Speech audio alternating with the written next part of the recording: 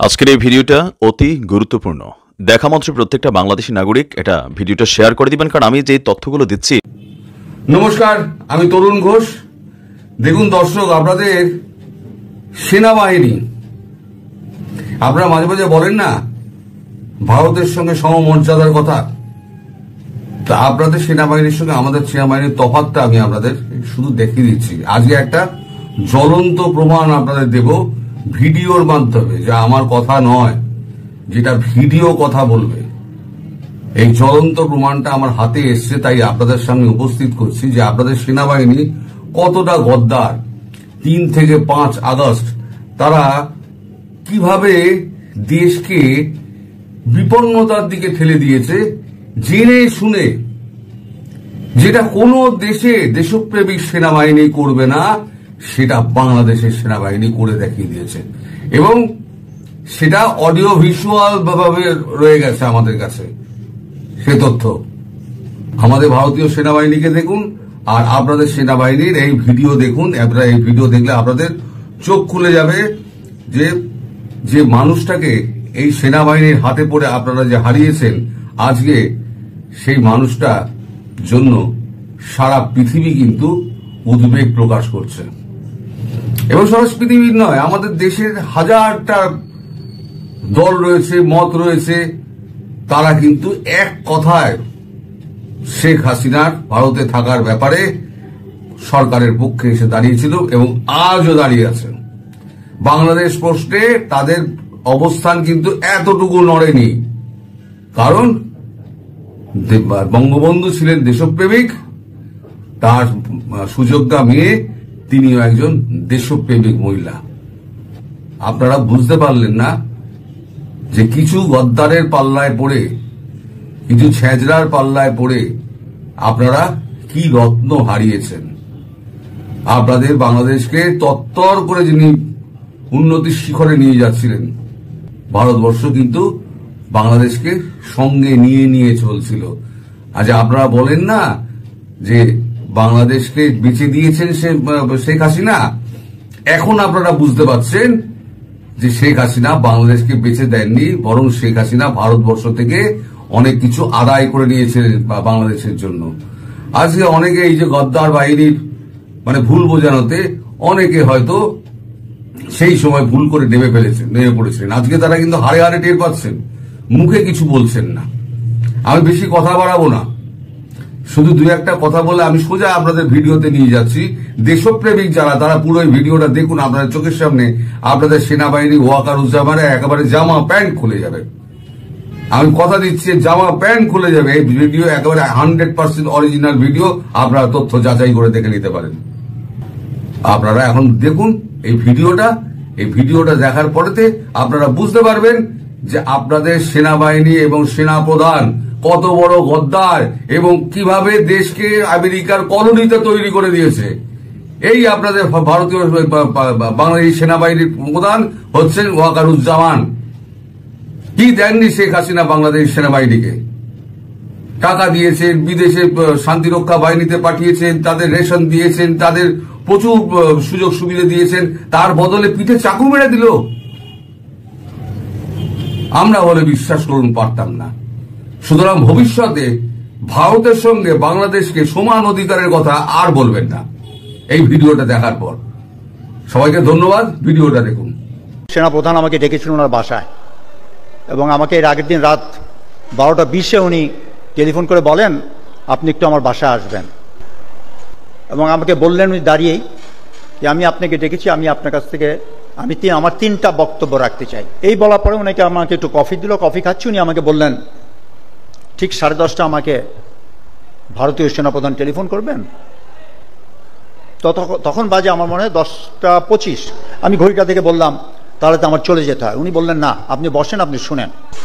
365 দিন যে এত ছোট, এত অল্প সময় পার হতে পারে, এটা আজকে এই অনুষ্ঠান আসার পরেই আমরা বোধগম্য হলাম যে এতটা দিন পার করলাম, এত একটা বড় ইভেন্ট হয়ে গেল। আমাদের প্রত্যাশা কি ছিল, কি পেয়েছি, কি আমাদের ভবিষ্যৎ। ঠিক এই দিনেই আমাকে সেনাপ্রধান আমাকে ডেকেছিলেন ওনার বাসায়, এবং আমাকে এর আগের দিন রাত 12:20 উনি টেলিফোন করে বলেন আপনি একটু আমার বাসায় আসবেন, এবং সকাল 10টায়। আমি ঠিক সকাল 10টায় ওনার বাসায় যাই, এবং বাসায় যাওয়ার পরে উনি কিন্তু ইউনিফর্ম পরে দাঁড়িয়েছিলেন। ওনার বাসায় যারা গিয়েছেন ডান দিকে ওনার একটা অফিস আছে, এবং আমাকে বললেন উনি দাঁড়িয়েই যে আমি আপনাকে ডেকেছি, আমি আপনার কাছ থেকে আমার 3টা বক্তব্য রাখতে চাই। নাম্বার 1, আমি আর 1 ফোঁটা রক্ত চাই না আর ঝরুক। দ্বিতীয়, উনি বললেন আমি কোনো ক্ষমতা চাই না। তৃতীয়, আমি এই বর্তমান পরিস্থিতির অবসান চাই, এবং আপনার একটা পলিটিক্যাল কানেকশন আছে, পলিটিক্যাল সার্কেলে আপনার যোগাযোগ আছে, আমি আপনাকে দিয়ে এই কাজটা করাতে চাই। আপনি কাইন্ডলি মেজর স্টেক হোল্ডারকে সবাইকে বলেন আমি ওনাদের সাথে দেখা করতে চাই, অতি সত্বর যেখানে ওনারা চান সেখানে আমি যাব, এবং এই বর্তমান পরিস্থিতির আমি একটা পলিটিক্যাল সমাধান চাই। তা আমি ওনাকে বললাম আমাকে কেন? বলছে আপনার একটা কানেকশন আছে, আমি এর জন্যই বলছি। এই বলার পরে ওনাকে আমাকে একটু কফি দিল, কফি খাচ্ছি। উনি আমাকে বললেন ঠিক 10:30 আমাকে ভারতীয় সেনাপ্রধান টেলিফোন করবেন। তখন বাজে আমার মনে হয় 10:25। আমি ঘড়িটা থেকে বললাম তাহলে তো আমার চলে যেতে হয়। উনি বললেন না, আপনি বসেন, আপনি শুনেন। আমি তখন বললাম যে দেখেন, আপনি আমার উপর যে এতখানি আস্থা রেখেছেন এটাই আমার জন্য অনেক সম্মানজনক। আমি চাই না আপনাদের কথাপত্তনে এমন কথা হোক যেটা পরে আপনি পছন্দ করবেন না। তা আপনি you talk yourself, let me go. তা আমি ওখান থেকে বের হয়ে স্ট্রেট হয়ে চলে গেলাম। গলফ কোর্সে আমি গাড়ি রেখেছিলাম, তো ওখানে যেয়ে আমি প্রথমে ফখরুল ভাইকে, বিএনপি সেক্রেটারিকে টেলিফোন করলাম যে দিস ইজ দি মেসেজ। উনি বললেন ভেরি ওয়েলকাম মেসেজ, আমি একটু আমাদের নেতার সাথে আলাপ করে আপনাকে জানাবো। তখন আমি ওনাকে বললাম যে দেখেন, আমার তো সবার টেলিফোন নাম্বার নাই, পলিটিক্যাল নেতাদের, আপনি আমাকে নাম্বারগুলো, আপনি এই কাজটা করেন। উনি বললেন যে নো, এটা আপনাকে দায়িত্ব দিয়েছেন, আপনিই করেন। তা আমি বের হই, উনি আমাকে তার নাম্বারগুলো দেন, আমি যোগাযোগ করে যতজনকে পেরেছি খবর দিয়েছি। ওই খবর দিয়েই কিন্তু আমি ঠিক মনে আনুমানিক 11টার দিকে আমি এই রাওয়ার সামনেই যে চত্বরে তখন বক্তব্য রাখছিলেন, জামিল ছিলেন, সাকত স্যার ছিলেন, ব্রিগেডিয়ার শাহিদুল আনাম ছিলেন, ওনারা সবাই ছিলেন, এবং ওনাদের সাথে এই প্রসেশনে যোগ দেই। তো তখন আমি আনুমানিক তখনই আন্দাজ করতে পেরেছিলাম যে বড় কিছু একটা হতে যাচ্ছে। তবে সেই দিনই যে পতন হবে এটা আমারও ধারণা ছিল না। পরবর্তী যখন আমি চেক ব্যাক করলাম, বুঝতে পারলাম আমার সাথে কথা বলার পরেই কিন্তু 3 বাহিনী প্রধান গণভবনে গিয়েছিলেন। ওখানেই তারপরে ওনারা পার্সু করলেন যে প্রধানমন্ত্রীকে যেতে হবে। এই ছিল সারসংক্ষেপে। এবং পরবর্তীতে আমি যখন এখানকার আন্দোলনে যোগ দিয়ে আমি ফিরে গেলাম, আমার টেলিফোনটা কিন্তু গলফ কোর্সে আমার গাড়িতে রেখে গেছিলাম, যে দেখি অনেকগুলো কল। আমি কল রিসিভ করে যখন করলাম, তখন সেনা সদর থেকে জানানো হলো আপনাকে যেই দায়িত্ব দেওয়া হয়েছিল ওনারা কি সব প্রস্তুত। আমি বললাম যে লেট মি চেক ব্যাক, যদি ওনারা প্রস্তুত থাকে ওনাদের সবাইকে সেনা সদরে আসতে বলেন। তা আমি সেই সঙ্গে সঙ্গে টেলিফোন করে বললাম সবাই আপনারা সেনা সদরে চলে আসেন, যদি কোথাও বাধাগ্রস্ত হন আমাদেরকে জানান, আমরা সেনা বাহিনী তখন তাদের আপনাদের উঠিয়ে আনবে। By around 1:15 most political people were already inside সেনাপ্রধানের অফিসে। আমিও গেলাম, ওখানে সবাই ছিল তখন।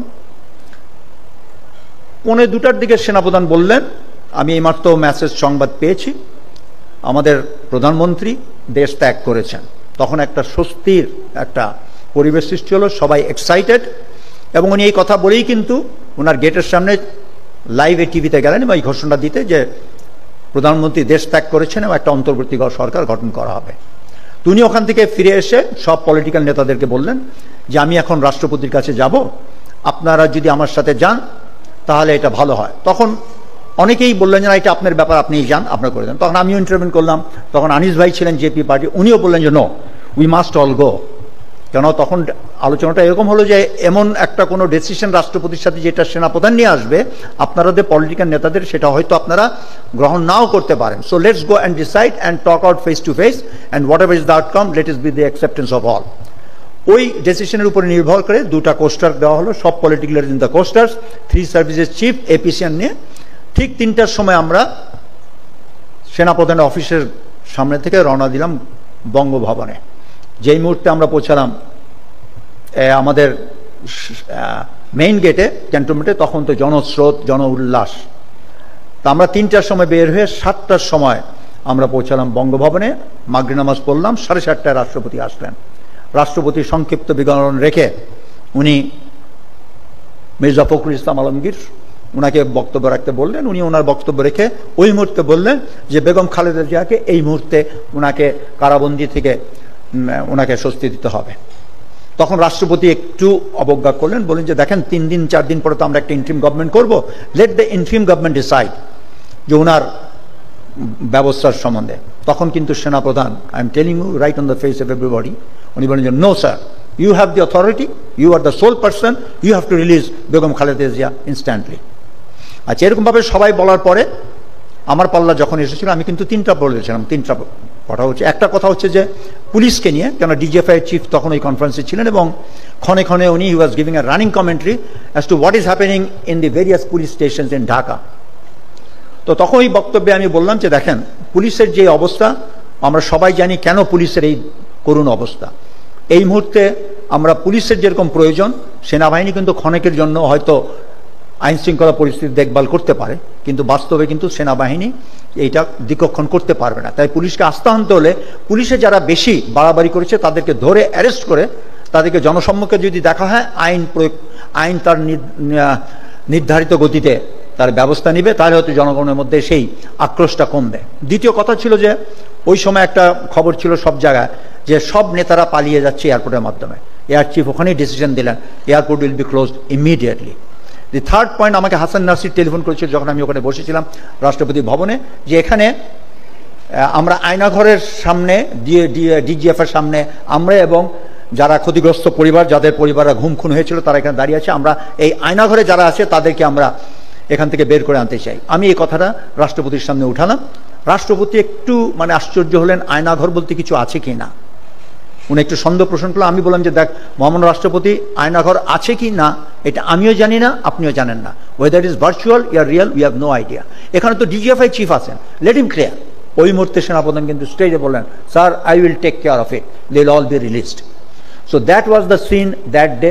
তখন কোনো কারোর প্রশ্ন, বিপ্লবী সরকার কারোর মনে আসে নাই, সবাই কিন্তু প্রশান্তিতে শান্তিতে ছিল যে স্বৈরাচার পালিয়েছে।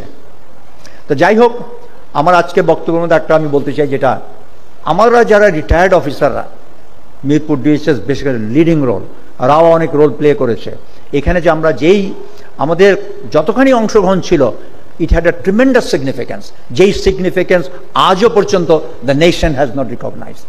And we as a team, আমার মনে is time we must recognise. কেন 3, 4, 5 এই 3 দিনের মেইন ঘটনা এবং আমাদের রিটায়ার্ড অফিসারদের পারফরমেন্সের জন্যই কিন্তু, আমাদের বিদ্রোহের জন্যই কিন্তু সেনাবাহিনীর উপরে এটা একটা বিরাট প্রভাব পড়েছে এবং সেই প্রভাবের পরিপ্রেক্ষিতেই কিন্তু আমি মনে করি হাসিনার তক্তা উল্টাইছে।